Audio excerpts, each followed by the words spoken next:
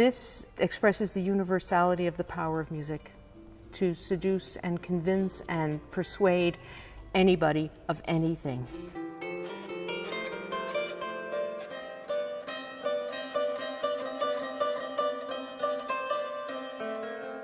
Well, the Toronto Consort is a group that specializes in medieval and Renaissance and early Baroque music. Here in Toronto, we're one of the only games in town, as it were, to hear this kind of music.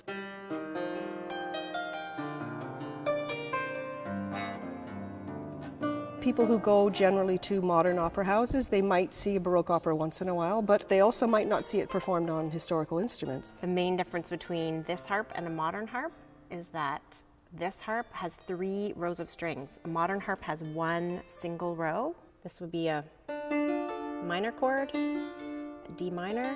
If I want to play the F sharp, I have to stick my finger actually inside. When you look at it, you see it looks quite different from the one you might have played in grade school. If you look at the finger holes, you'll see that they're quite a bit larger than you might be used to, and at the bottom too, there are no double holes. So I can still play chromatic, like half steps, but I just cover half the hole.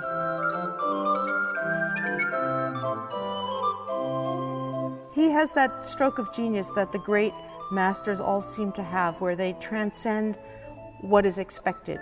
I mean, that's what's fascinating about Monteverdi, is that he combines several Renaissance forms and compiles them into a new work, opera, or favola in musica, which was a story in music, a play in music. In a modern opera, you just play what the composer has written for you on the page. In Monteverdi, I mean, he's not really orchestrating the music, he's giving us a score the way a Renaissance composer would, and giving the players a lot of freedom. It tells us what chord to play, we have to decide where to play it, how to play it. He actually writes embellished versions of some arias and unembellished versions. It kind of gives you freedom to experiment and be yourself.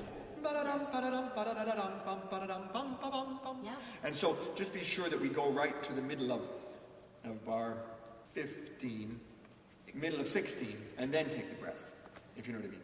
There's 2 definite phrases there. So from bar 13.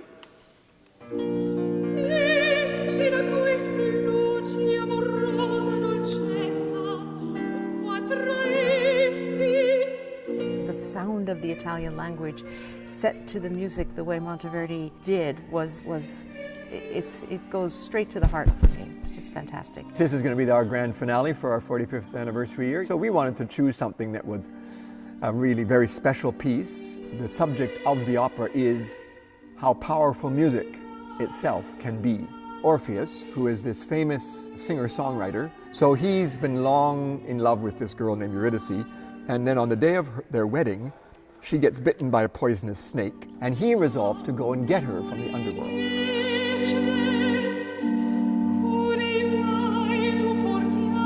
The wife of Pluto is trying to convince her husband to allow Orfeo to take Eurydice back to the netherworld. Same spot. Mossa tanto.